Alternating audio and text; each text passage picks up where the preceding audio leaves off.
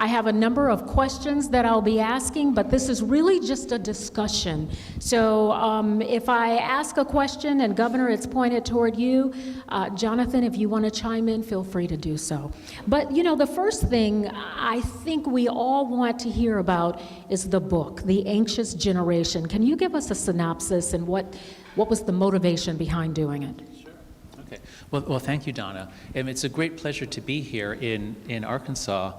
As we'll get into, this is one of the states that's leading the charge to undo the crazy damage that we did to kids. And I'm just thrilled to be here with the governor, who was one of the first to act on this.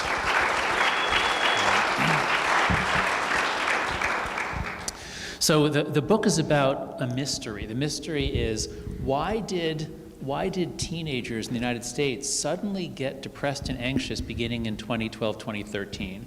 The mental health stats were pretty stable from the late 90s all the way through 2010, 2011, no sign of a problem. And all of a sudden, the rates of anxiety and depression go shooting up. Why? Here are a couple of clues. It hits girls harder than boys. The girls' rates go up faster than everyone else, than boys. Here's another clue. It wasn't just us. It was the same in Canada, the UK, New Zealand, Australia, Scandinavia. What could possibly explain something all around the world that's devastating teen mental health, and especially girls' mental health? And I've been studying this for years, trying to understand what happened.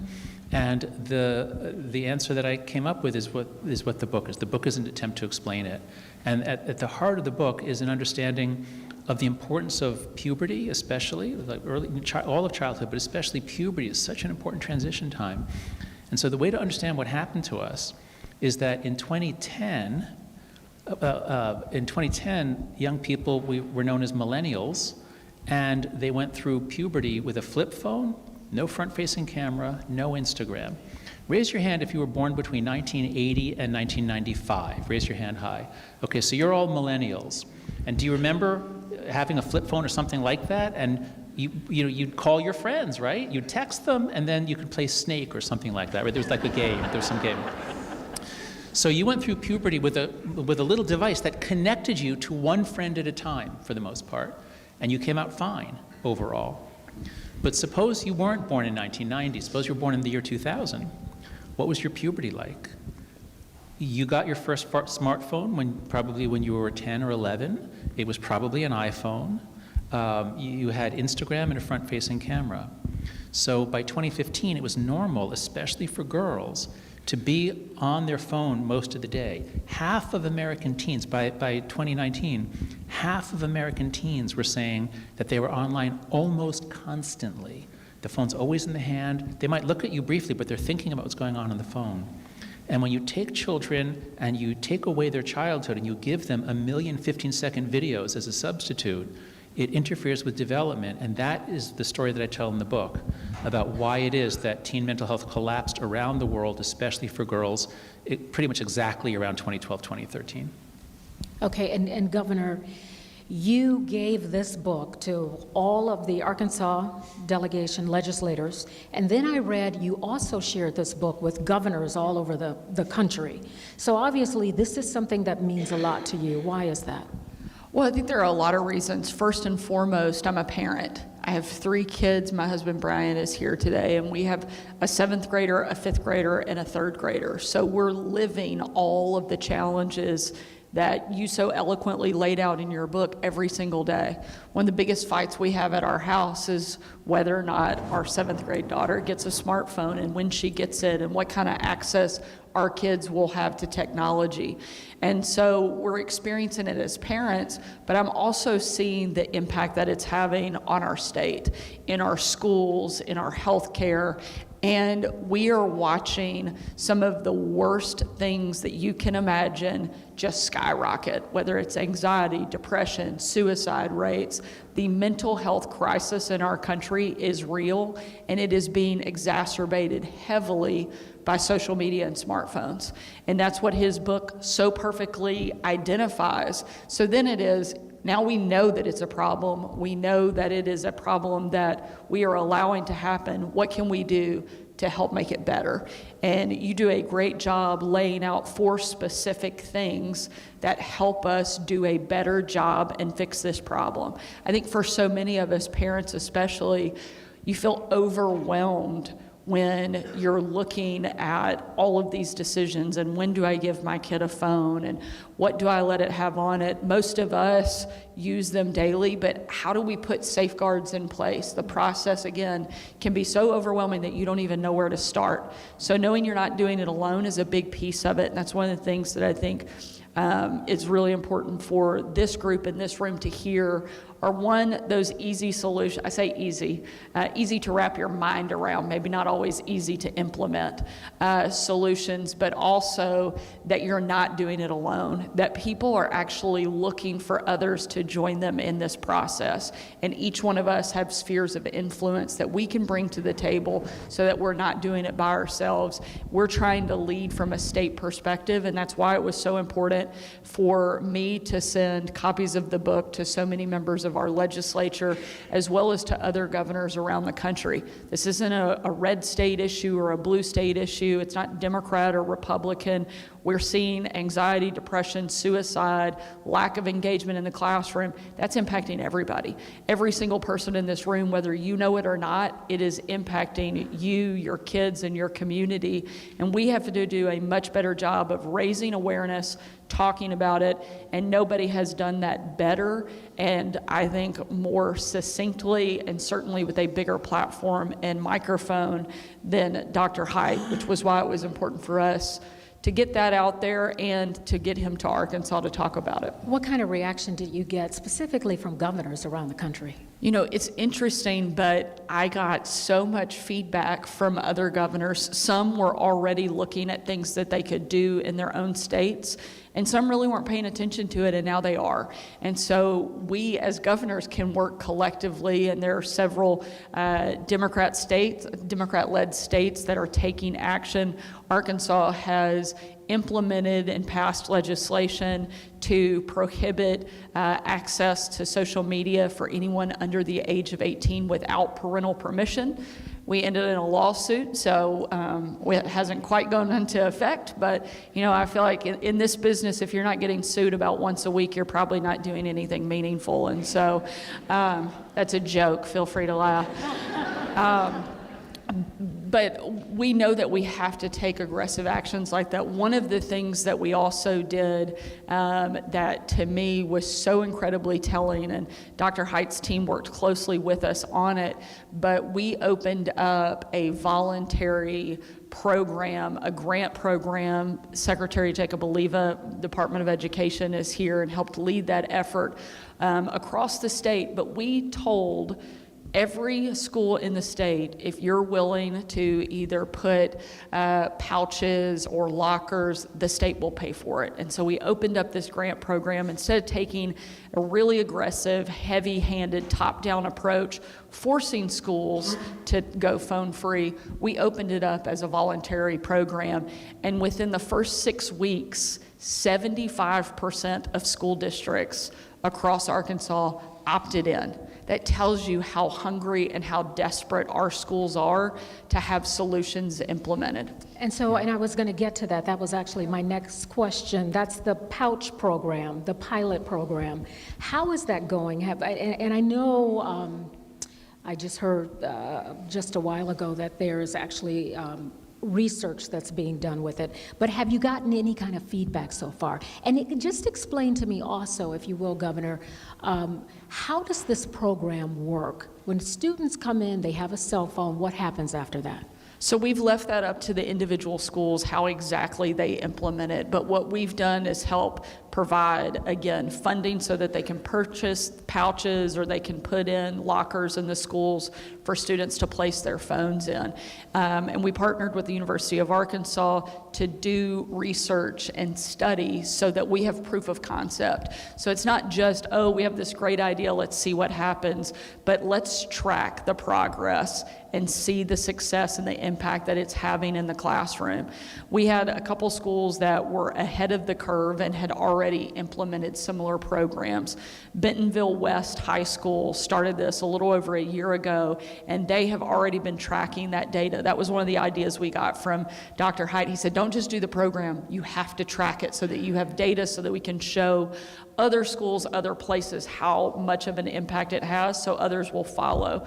Bentonville started that, and they have a year's worth of research. Within the first year, they saw their violent and verbal behavioral issues drop by 51% in 1 year of removing phones from the classroom. They saw drug offenses drop 57% in 1 year. Over 80% of teachers, students, and parents say they overwhelmingly support going phone-free because they're seeing the direct impact that it's having. This is something that has not just a desperate need, but wide support. And I think you can talk about some of the things you've seen in other states as well, where it's having a significant impact.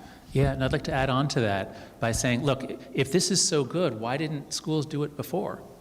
And if phones are so bad for kids, why didn't we not give our kids phones? And the reason is because this product class has put us all into a trap, a collective action trap. So how many of you here are parents of a kid under 18? Raise your hand. Okay. How many of you gave your kid a phone earlier than you wanted to because your kid came to you and said, Mom, I'm the only one in the whole school who doesn't have a phone, or something like that? Raise your hand if that was you. Okay, so a lot of us are put in this trap, and a lot of your kids are younger, you will be put in this trap. So this is called a collective action trap. We might all know what the right thing to do is, but if you're the one who doesn't give, like I don't give my daughter Snapchat, and she says she's the only one in her whole high school who doesn't have Snapchat, she's 15, so I'm putting her at a disadvantage. But if someone would set a norm, if someone would say, how about if none of us give our kid a smartphone till high school? That's the first norm. How about if none of us let our kids open accounts on social media until they're 16? Well, now you've got a clear marker, and now you as a parent, you're not the bad guy. You can say, well, this is what everyone is doing, or this is what the school asked us to do, or this is what the governor said. And so that's why what Governor Sanders did is so important, because before you got active on that issue, every school was on their own, every family was on their own, there wasn't coordination. But when you have a clear signal from the top, and not just, hey, I think we should do this, but I think we should do this, and here's money for anyone who wants to try. I just learned today at lunch that this all started in July. That the first meeting of superintendents and the Secretary of Education, that was in July. So what you've done in this state to get organized, to get it implemented, to get 75% of the districts want to participate in that money, it's miraculous. And it's also beautiful to see it's not just coming from the top, it's meeting a demand in the middle and even the bottom. The superintendents love it, the teachers love it, they want it for a long time. Now let me check on the younger people. Raise your hand if in this room if you were born after 1995. How many Gen Z do we have? Okay, not a lot. There's only about 7 or 8 of you. Okay? How many, so just Gen Z, people, how many of you think that it is a good idea to get phones out of schools? Raise your hand. Okay, that's all of you. How many of you think that it would be a good idea to keep kids off of social media until at least 16? Raise your hand. Okay, and that's all of you again. So here's my point. People think, oh my God, the kids are going to push back. The kids are going to be so upset if we're taking their phones and locking them up.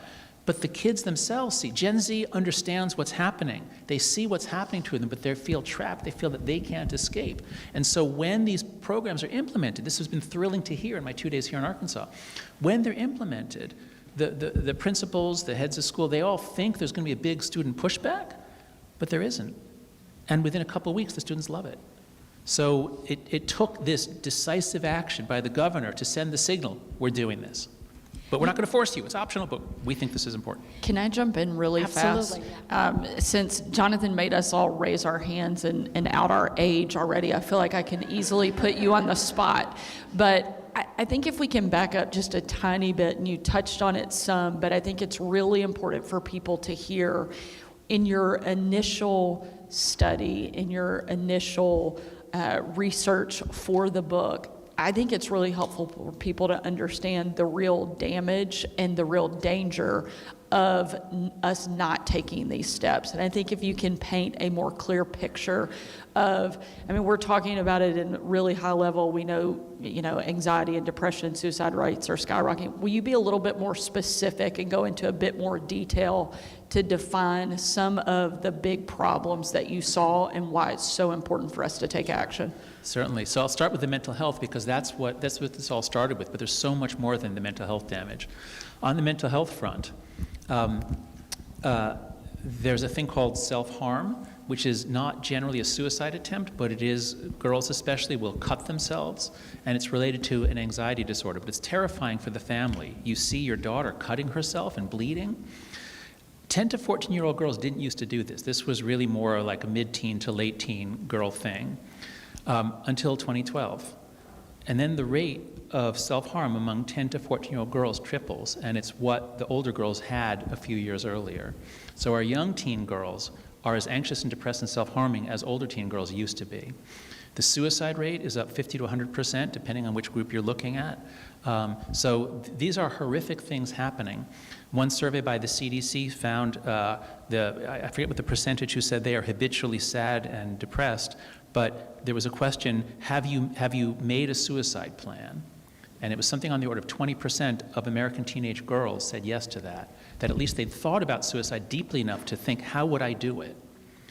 Something has gone terribly, terribly wrong. And this isn't just something you're reading about a story in the newspaper. This is something a kid. How many of you think about all the people you know, all your friends, your siblings? Do they have a child who's having these serious anxiety, depression issues? Raise your hand if you know of someone in your circle who's having these serious mental health issues. Okay, so it's very widespread. So it's an enormous cost of human suffering to the kids and to the parents, to the families, to the siblings.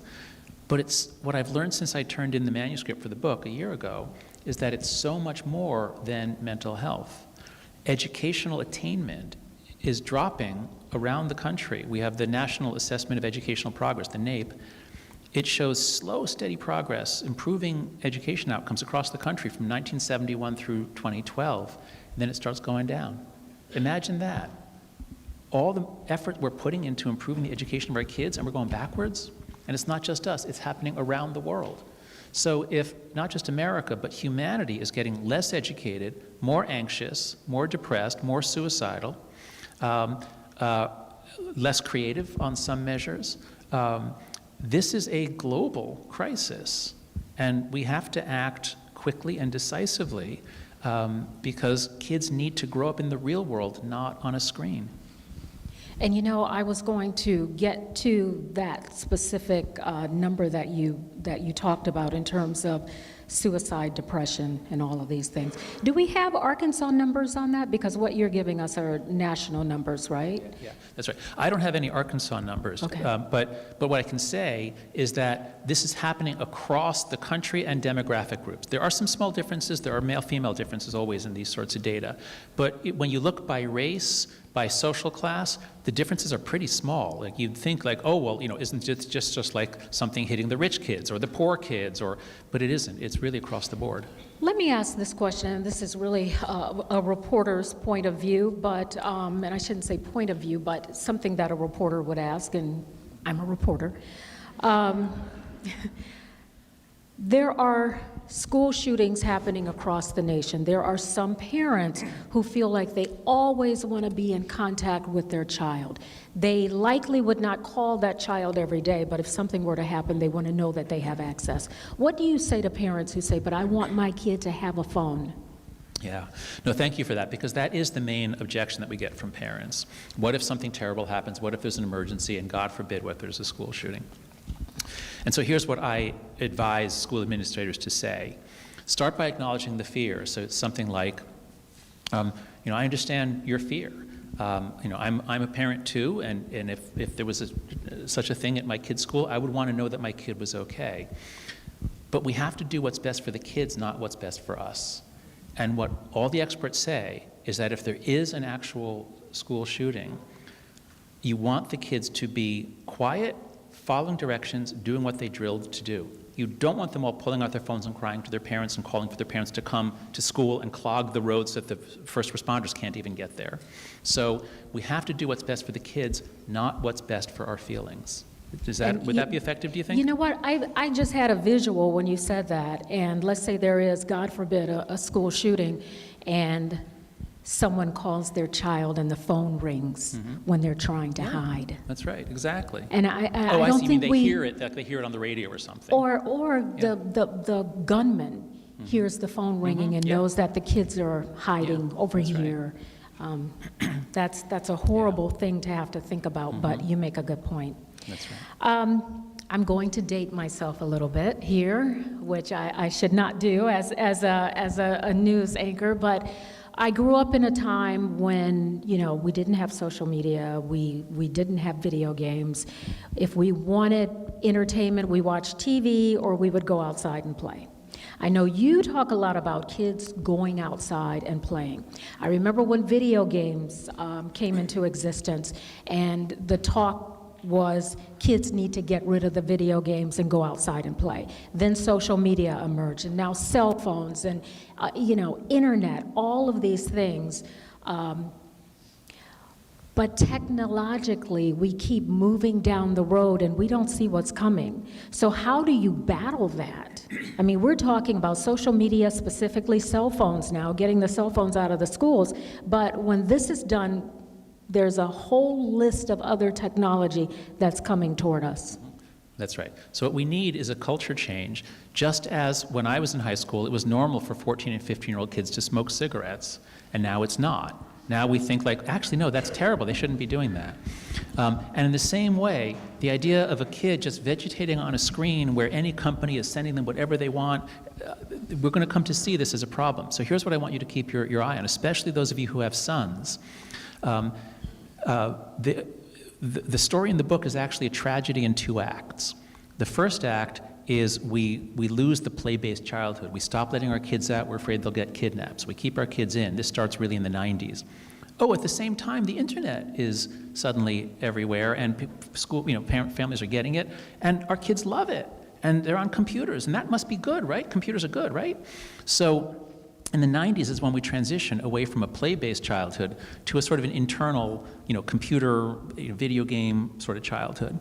But mental health doesn't decline just yet. It's really only in 2012 when you're in that period where they get fully on. So my point is this. The boys, it's not that they're getting depressed from social media. It's that the electronic stuff got better and better and better. And originally you didn't have porn on your video games.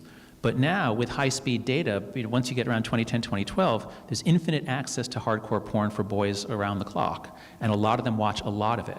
So as the electronic world, as the video world got better and better and better, it sucks the boys in. They do less well in school. Girls are crushing them at every level, from kindergarten through PhD. Girls are outperforming boys. Boys are dropping out. We look in at the kids at 28. What do we see? The girls more of them have graduated from college. They've gone and gotten jobs. They're not living with their parents. Whereas a lot more of the boys haven't done anything and they're living with their parents. So to get back to your question, as the electronic world gets better and better, it's more of a magnet for our boys, especially. And AI is really beefing that up. With AI, the porn is going to be, God knows what they're going to turn it into. Are you lonely? Have an AI friend. You can make an AI friend already, and they're going to get better and better. So we're going to lose the boys in particular unless we establish the principle that these technologies that are often really powerful and helpful for adults, AI, if you've used ChatGPT, it can do a lot for you. But that doesn't mean it's appropriate for kids. Kids have to learn to do things. They have to struggle. They have to go outside. They have to get into arguments. They have to do things with other kids. And we can't just let them get onto a screen and vegetate there. The results are going to be terrible. Governor, I'm going to get into LEARNs in just a minute and the literacy component of that. But one of the things that I'm hearing, especially with you, Jonathan, is if we remove the cell phones out of the schools, or such access to them, if you do it for one kid, do it for all the kids, then you don't have children that are saying, but so-and-so has it and I don't.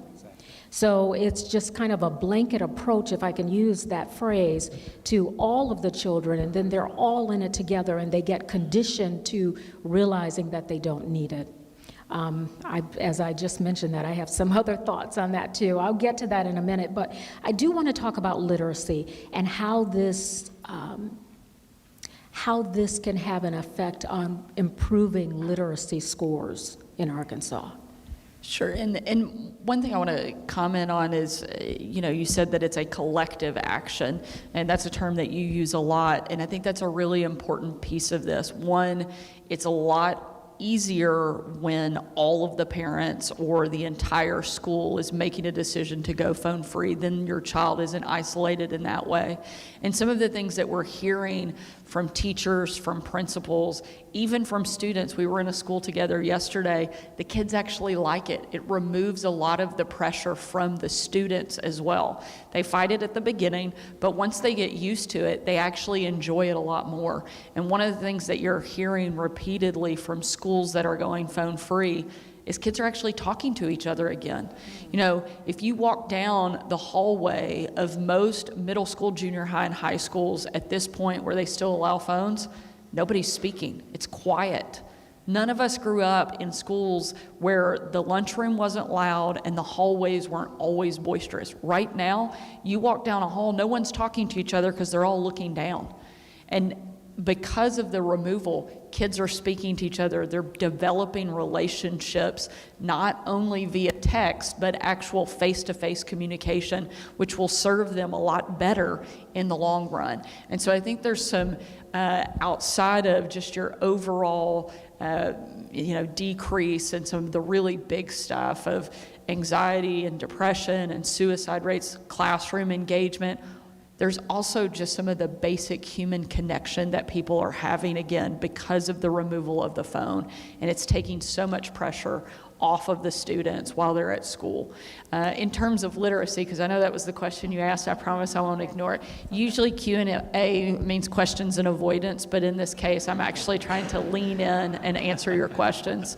Literacy was one of the biggest parts of the LEARNS Act. It's not always the piece that's talked about the most, but I think it's one of the most foundational and most important pieces of the legislation, because we know what a huge benchmark it is for a child. If they can read by the time they hit third grade, we're setting them up for a lifetime of success. If they can't, then we are essentially putting them on a pathway to failure. If you look at, there's some really specific data, not only of just hitting that benchmark, you look at our prison system. In Arkansas, 70% of those who are incarcerated can't read. It is a very telling thing. Unfortunately, in Arkansas, most people are like, oh, everybody can read. They can't.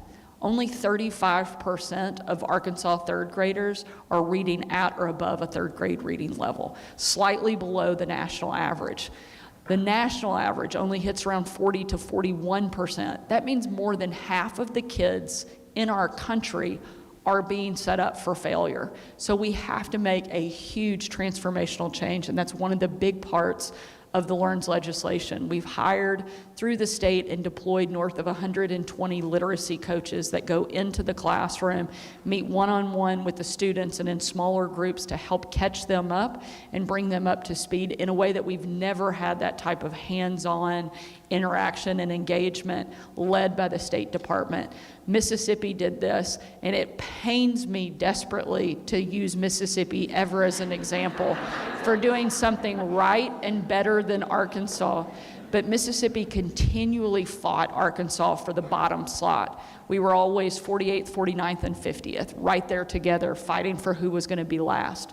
In the last several years, because of Mississippi's focus on literacy, they've moved from fighting us at the bottom to right now they're 22nd in the country for childhood literacy and climbing like this. Wow. So we took a lot of the things that were happening there, a lot of the programs that they implemented, we've put them in our state and added to them, and I know that we are going to see a transformational change that will have a lifelong impact, not just on our students, but our entire state. Everything we want to see happen, economic development, better health care, better success stories, ties back to that. So we know we have to do a better job laying that foundation. We've leaned heavily into it, and I think that's going to make a really big difference. The dynamic of the phone-free school program, let's talk a little bit about that, because it includes mental health support, such as telehealth services, access to behavioral care in school. How do these measures address the mental health challenges that Jonathan talked about?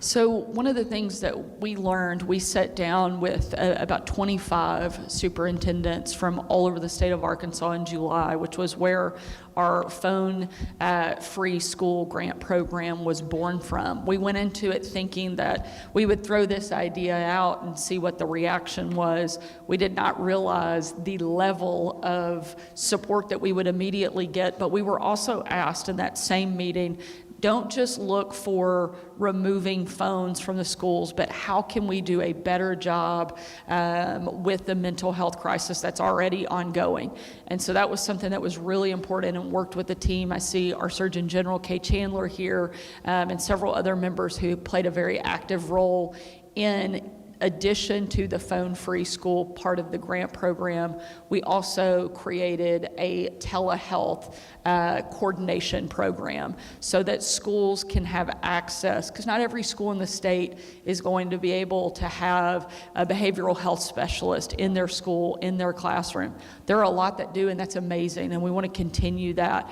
But there are a lot of schools that don't have that access, one, because that person doesn't even exist in their community, but also they're so full, they couldn't possibly take any more cases or time on. So what we've been able to do is connect them to mental health professionals through a telehealth services and coordination program, so that we have, we're expanding that direct access to a lot more students to help catch kids up. And that's one of the things I think that you talk about a lot, are that connectivity and that piece, and making sure you have that access to every student. Okay. We haven't talked specifically about parental response to this. What have you been hearing from parents? Most of the feedback we've had, there are some initial pushback, I think, to what we were speaking about earlier. If there is an emergency, if there is a crisis, I need to be able to reach my child. We talked in a school yesterday that had implemented this program, and they said they had to retrain their staff and their front office and their parents to remember, you can still call the school the same way our parents got in touch with us.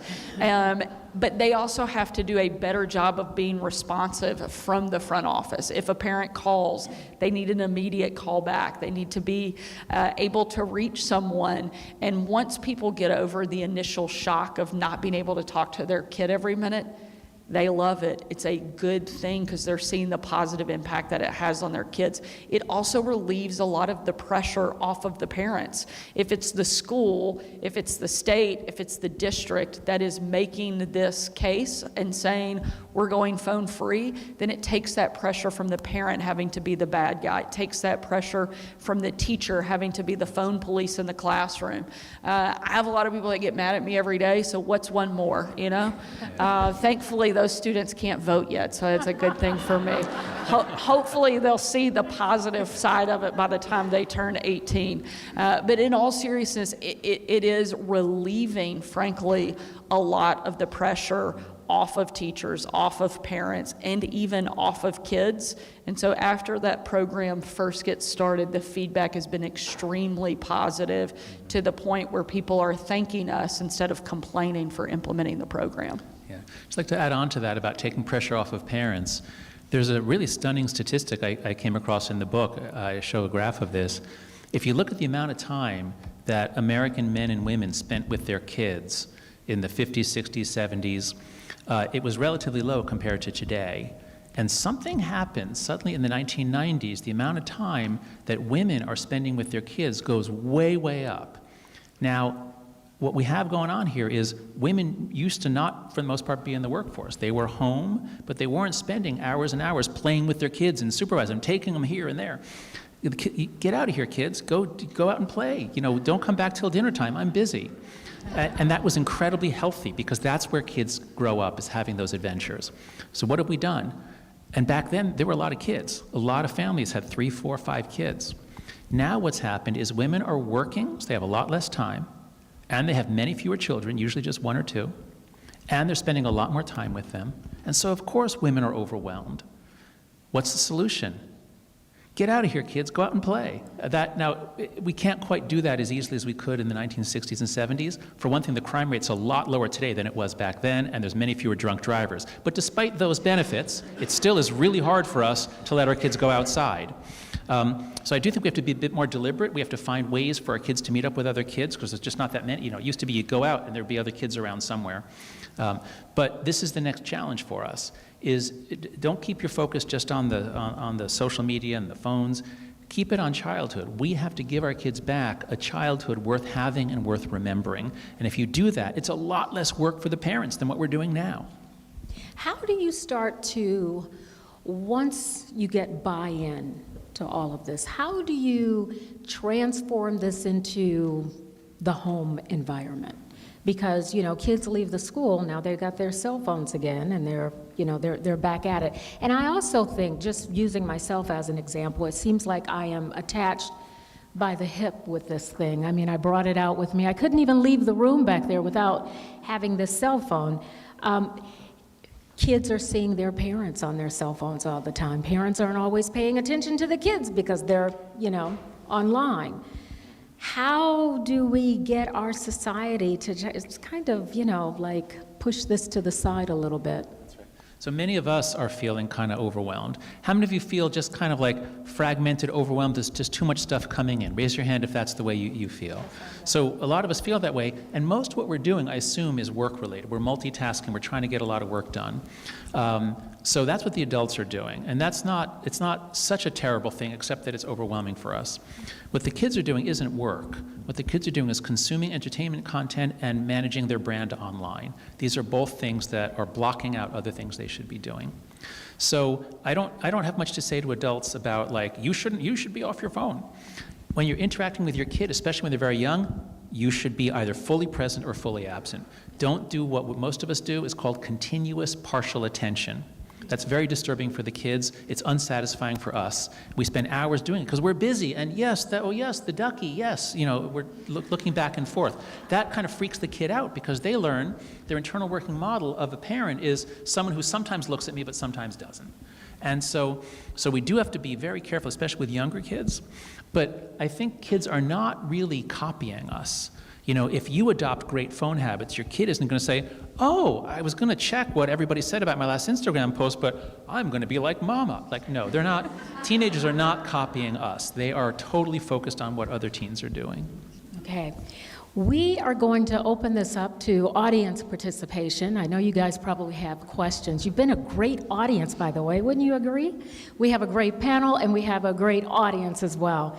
If you remember, when you registered for this, we gave you an opportunity to ask a question, and I do have some of those right now as we set up our microphones. We have microphones on both sides, so if you have a question, just come right down to the microphone and fire away. One of the questions, though, that I have from the audience for you guys, how can we get the attention of Facebook, Instagram, Snapchat to understand the dangers of social media on the young mind and to avoid targeting them to increase screen time at such a young age? Lawsuits and litigation. Oh, Next my. question. That's really it, because we know, and now that there are lawsuits filed by attorneys general of 35 states against these companies, filed by thousands of parents whose kids are dead or disfigured, now that these lawsuits are going on, we're getting documents out from an internal email and memos and presentations. They know what they're doing. They are under orders, their employees are under orders to maximize engagement. They are trying to addict our kids. The people who make the technology, they don't let their kids have it. They send their kids to the Waldorf school, a lot of them, where there's no technology. They don't want their kids to have it, they want our kids to have it. And so it's clear that we can't appeal to their conscience. It's clear that we can't persuade them. The amount of money at stake is so vast that the only way to compel them to start giving a damn is to sue them and legislate against them. And there are some obstacles in America. We're having some trouble getting things through the court system, but other countries are acting now. You may have heard Australia just raised the age. A year from now, you're going to have to be 16 to open an account, and the platforms have to do something to verify age. So the world is moving. We all hate this, and I'm very optimistic that things are going to change. Go ahead. I do think we have gotten their attention. I think we've seen a shift already that they're paying attention in a way that they never have before, in large part because you're seeing states file legislation, you're seeing countries enact measures to prevent kids from being online or having access to social media in as big of measures as they have. I think things like your book being on the, top bestsellers for 25, 30 weeks, something, 35, but we're not counting. 34 and a half in 3 hours, but aside from that, people are paying attention now in a way that they haven't because they're being forced to. And I think that the more that we take action collectively, the harder it will be to ignore. And I think they will be more willing to work with us to implement some of those provisions and some of those protections for kids. You're already starting to see a lot of the big tech companies look for ways that they create teen accounts that do require parental permission and things like that. And I think there's going to be a greater movement in that direction. Another question from the audience. How can parents who delay the smartphone for their children feel supported and help their children feel less alone and left out? I know you've already touched on some of that, but Sure. Could you expand? The key is to make sure that they're not alone. So it is very hard to say, all of your friends have this and you're not going to. But it's much easier to say, some of your friends have this, but some of you don't. Because I've been talking with the parents of, Billy and Bobby or whoever, and we all agree. We're all going to do this thing that the governor is recommending, or that the school is recommending, or that the Surgeon General is recommending. We're all going to do this thing where we're going to just give you a flip phone or a phone watch when you're in middle school. We want to be able to text you when you're out, so you can have that, but you're not going to get a smartphone until you're in high school. So what kids are terrified of is not having a smartphone, it's being the only one who doesn't have it. And so the more you reach out to just your circle of friends who, you all picked your kids up from birthday parties, you probably have each other's text numbers, reach out to your kids' friends' parents, or do something at the school. And the more the principal or the superintendent can put out the word, and this is something interesting that schools are now doing. Schools have always been pretty comfortable saying what the policy is in school, but they've always been very uncomfortable telling parents what to do at home. But that's changing, where schools are now much more willing to you can't order them what to do, but you can suggest. You can say, we're working on this addiction problem, and we ask that you consider not giving your child a smartphone till 14 and not giving your child social media till 16. Just if you would just say that gives parents cover, and then your kid isn't going to be the only one. Even if half of the kids have it, that's not so painful. They just don't want to be the only one. If I could say, only because I see a lot of my kids' friends' parents in the audience, if you could not cite the governor, feel free to cite Jacob or anybody else. That would be really helpful in my own home as you're making those recommendations. Feel free to blame. Jacob is happy to do that, so he'll take it. Kidding. I believe we have a question. Could you give us your name and tell us who you are and let us hear your question? Sure. Can you hear me? We hear you. My name's Grace Hartman. I'm a therapist here in Little Rock, work in the mental health field. I'm also a parent. My question's specific to LRSD because I'm curious. I know the LRSD was in the 25%, I guess, that did not opt in to this grant program. I'm curious if you know why, and I'm curious too, I know I've heard you say a couple of different things about it's a district-wide policy, but then I've heard do school officials have the opportunity to do this? Because I have a 5th grader, so we're looking at middle schools, and in several of the meetings I've asked, because I just finished your book 3 weeks ago, and I've asked, is this something that the principals have any say over in their own schools? And they both said no. This is a district, this has to be decided by the district. I know the school district is asking parents their opinion, and a lot of what you've said obviously has come up, and so I'm just curious, what are the options there for LRSD? Why did they not opt in, and what are the options for parents who would love to see that happen?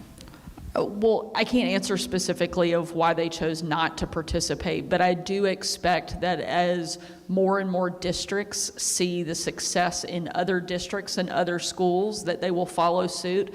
But in terms of individual schools, there's no reason that they can't participate. There's no reason that a principal can't take and move his school or hers to be phone free. And so I think that as a parent, lean into that. Ask your principals, individual teachers can make their classroom phone free if they want to. Now, it's a lot better and a lot more productive if the entire school does so, but I encourage as parents, get other parents to ask your school, ask your principal to go phone free, because again, it helps provide that cover. But there's no school that doesn't have the ability to participate. Certainly we have leaned in and focused on a district specific component for the grant program, just because it's easier to reach more students in that way and to disseminate funds and things like that, just from a purely logistics standpoint. But there's no reason an individual middle school, junior high, or high school can't participate. Thank you. Great question, thank you. I think we have another question here. Thank you, Sanders and Dr. Haidt. We appreciate you having the courage and the intentionality to move forward with this project. And so I'm superintendent of schools at Conway. We've got 4 middle schools participating in the pilot project, so around 2,200 kids. And we were moving along just great until my 6th grade son got in the car one day and said, "Dad, what are you doing banning cell phones?" And I said, "That was Governor Sanders' idea." So credit in my... We're really sad that Conway's funding has just been... There we go. My question was, we're thrilled to see this roll out, and I've been in the buildings that are participating, and the culture data is amazing. We're about a month into the program, and so it's too early to see what the real data will show us. But we've heard from all 4 middle school principals that this is very positive, the kids are engaged, the discipline is better, so we expect really good outcomes. My question was, where do you see this going long term? We love the partnership from the state. We appreciate the grant funds that we're giving out. And so where do you see this playing out over the next 3 to 5 years, or 2 to 4 years if you can? I'm hopeful that every school in the state will voluntarily start to implement their own programs. I think it's much better when it happens in that form and organically. I do think, though, that as a leader where we're seeing the level of impact that this is having, if we have to look at something that pushes for legislation to move in that direction, I think ultimately we may go there. But you know, if you think about it, and you mentioned smoking before, if you go back, you know, several years ago, every single person in this room, many people would be smoking, and you'd have ashtrays on the tables where we sit instead of water. It took a shift in the mindset of the culture before they ultimately banned smoking in restaurants and other places. So we're hopeful that we see that cultural shift and that demand from people and from schools to move in that direction before you have to codify it in legislation. I don't think that's something we take off the table. I think we have to continue to look at ways we encourage, ways we implement, and help protect kids.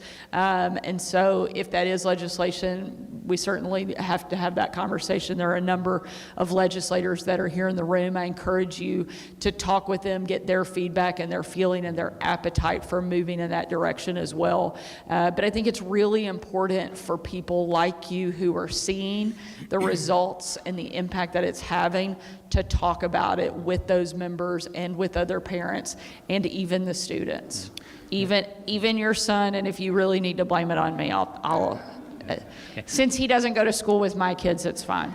That works. Go ahead, John. Okay, so I'd like to add on to that. You know, the governor's absolutely right that this has to be a culture shift. And as she said yesterday, you can't just have laws that are getting away from the culture. You can't just say, here's the law, even if it doesn't match the cultures. We have to move together to, what I say in the book is we need to roll back the phone-based childhood and restore the play-based childhood. So this is a change about what we're thinking about childhood. And that matters what we do at home, and it matters what we do in school. So I would say to your question, what's next? What's the long term? Phone-free schools is moving so fast, and the results are so amazingly good that I think all around the country, next September, we're going to see most schools phone-free. This is, I think, going to take care of itself. But what's next? What I'm learning more and more is that when kids come into school without their phones, they still have a screen on their desk because we all went in for these one-to-one policies. We thought somehow it was important for every child to have their own computer on their desk to compete with the teacher. And so I think educational technology is the next frontier. And in terms of creating a culture change, so my team, we're starting a movement. We're trying to guide a movement. If you go to anxiousgeneration.com, we have a lot of resources for educators and for parents. We also have a Substack, afterbabel.com, B-A-B-E-L, afterbabel.com. I mention it because we have 2 pieces in the last 2 months on educational technology. I'm not an expert in it. I didn't have time to do the research for the book, but these 2 experts both say that the distraction effects of giving a kid an iPad or a Chromebook vastly outweigh whatever educational benefits there could be. So I would urge you to look especially at your elementary schools. Do everything you can, especially for kindergarten, first, second grade, do everything you can to get the screens out of their lives entirely. They need to play with each other and with physical things. That, I think, is the next frontier. Thank you guys for leading the charge, and thank you for doing this today. Absolutely. Thank you. I see one other person coming down. We have another question here. Well, so I walked all the way down here, and then you kind of started to talk about my question, so that's great. But now I'm stuck down here. So I am an elementary school principal. I'm in a district that adopted the cell phone pouches and have had incredible results within our district. And of course, that is for buildings that are not mine, because at an elementary school, if they bring their phone, it's usually in their backpack to like show off on the bus. So far.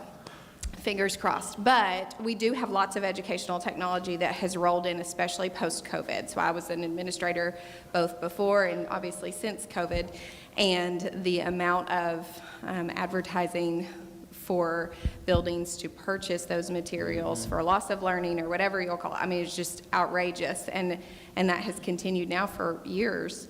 And so in my building, we did an initiative for unplugging, building-wide. And I hope, we spoke about that at the state level, and I hope that more schools will adopt that.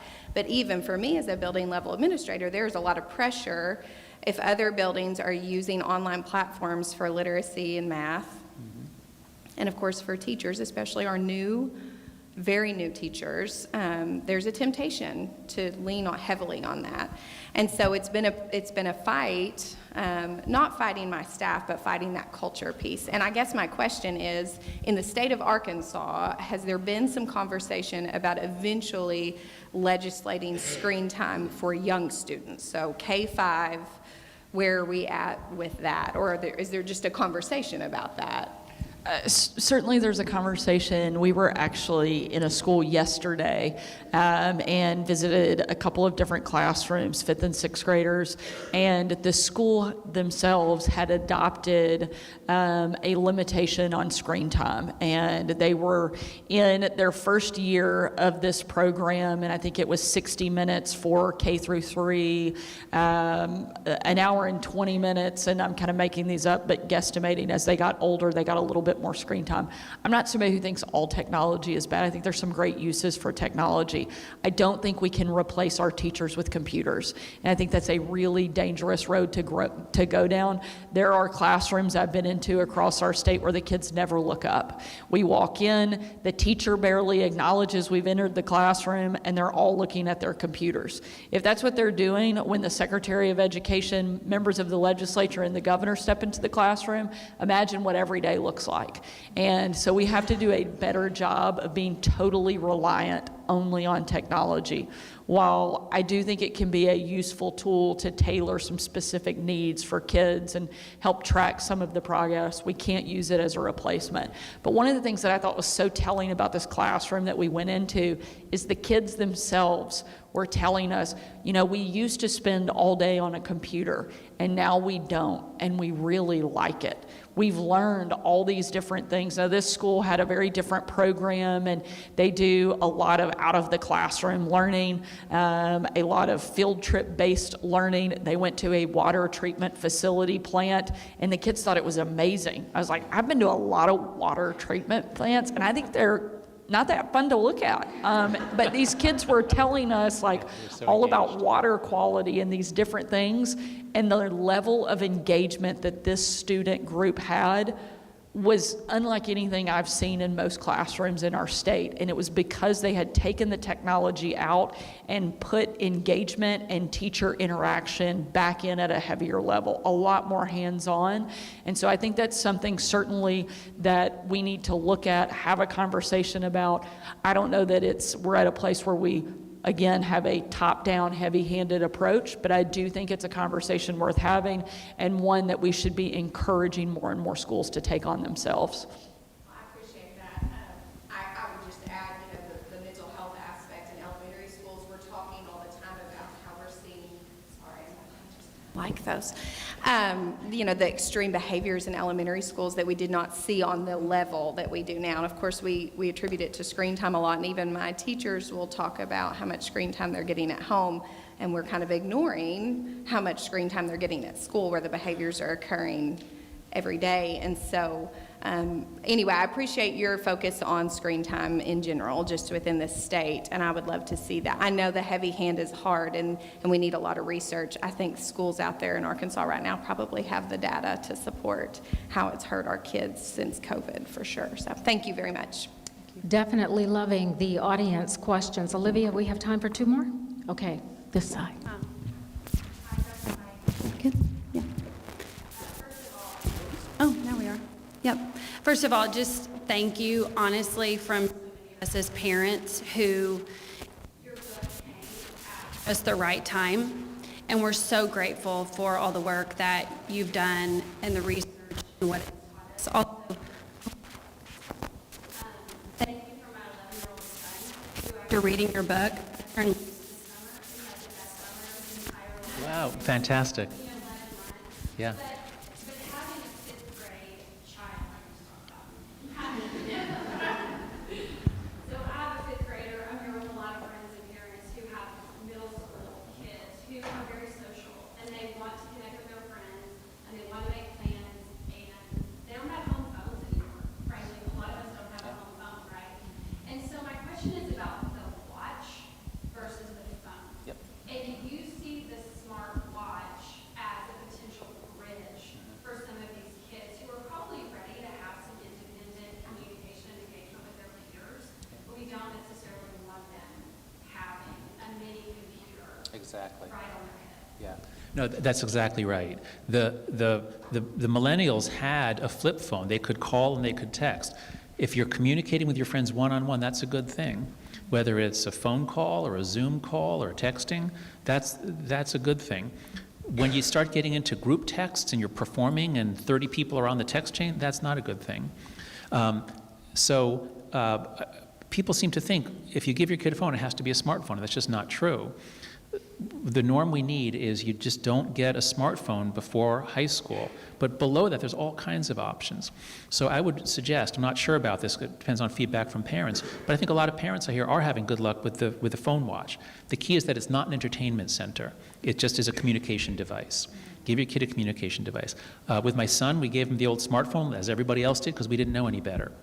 But my daughter, 3 years later, I got her a Gab watch. It was a big pink watch. All it could do was call 3 numbers. That was it. And it was great. She loved it at first. She was ashamed of it by the time she got to middle school. But she loved it at first. And it was all we needed to send her out into the park to play with a friend. So it was great. And then there's a whole bunch of things. There are some things that look like smartphones, but have very limited functionality. I think those would be okay in middle school. But I would hope we'd have the norm of the simplest, minimalist thing for communication in elementary and middle school. And then, many of you will want to wait even longer than high school, perhaps. But the world is kind of set up to demand that your child have a smartphone. So that's why I sort of said, let's make high school, let's get this out of middle school as much as we can. But yes, go ahead with a phone, watch it, and then let your kid out. Very good. We have one more question, and then we're going to start to wrap up. Thank you guys so much. I'm an assistant principal at Little Rock Christian for the high school, and so I'm just wondering, one of my favorite things that you said was we need to give kids back their childhood. And so we've talked so much about anxiety in children, and one thing I feel like I see a lot is anxiety in parents. And so when you said that, the first thing I thought was, how do we give children back their childhood? But maybe more than that, how do we let parents give kids back their childhood? So speaking as a psychologist, I can say that the cure for anxiety is usually exposure. And I'm going to give you a way to give yourself exposure. This is the most powerful, simple thing you can do. You could do it at home or you can do it in school. It's called the Let Grow experience.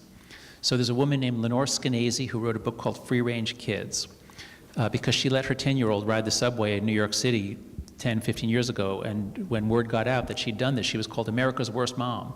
How could you do this?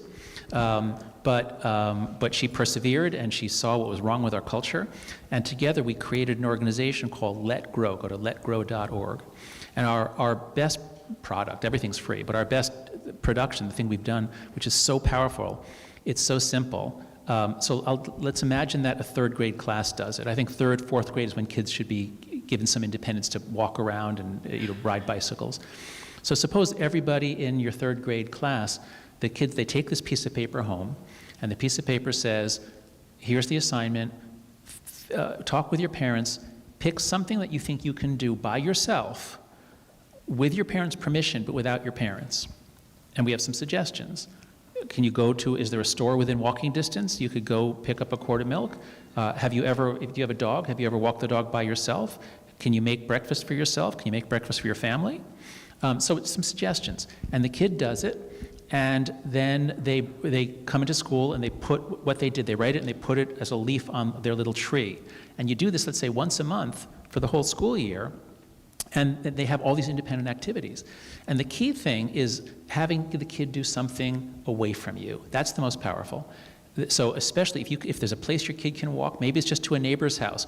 You can even pretend. Can you go to Mrs. Smith 4 houses down, ask her for a cup of sugar, and tell Mrs. Smith that you're going to send your kid. You don't need the sugar, but I want him to have, just have them do something. And then what you'll find is that the first time you let your kid out of your sight where no adult is supervising, your heart is in your throat, you're afraid, what if he's hit by a car, a meteorite, a kidnapper? But what happens? The kid goes, gets the quart of the cup of sugar, comes back, and he's really proud of himself. And then you do more and more. And the amazing thing that happens is that the kids get less anxious. We have evidence about this. It's a very powerful cure for anxiety, better than Prozac. No side effects, no harmful side effects. But the most amazing thing is the effect it has on the parents, because we're all so anxious about letting our kid out of our sight. And the first time you do it, it's hard, and the second time it's less hard, and by the fourth time you do it, it's not hard at all. So yes, parental anxiety is a big obstacle to human development. We've got to back off, and the way to do it is by gradually giving our kids independence and then seeing the results, which are almost always magnificent. So again, letgrow.org. You can do it yourself and your family, but it's especially powerful if you do it the whole school, because then what happens? You have a whole bunch of 8 and 9-year-olds walking to the store and playing outside and going to help a neighbor. And before you know it, it's normal for 8 and 9-year-olds to be outside. Nobody will call the police again because, right now nobody has seen that since 1991. But we can make it real again. I would say we have to make it real again, because look what we're facing if we don't. Jonathan said yesterday when we were in a discussion, let them walk a few blocks to the store. I said, that's a reminder that he lives in New York. And I said, our stores might be 10 or 5, a little bit further away. So a 10-mile hike for an 8-year-old could be a little bit bigger lift. That's why I made up the Mrs. Smith thing. They can walk a few blocks to the park. Thank you all for your questions and comments. We really do appreciate that. We're going to wrap up, and are there any final thoughts that you have that you want to share? I want to once again thank Dr. Haidt for taking the time to travel to Arkansas to help us spread this message. And for him, I can tell, certainly while selling books is a great thing, this is a passion and something that you really believe in and are so committed to, not just bringing about change in one community, but truly a global cultural shift.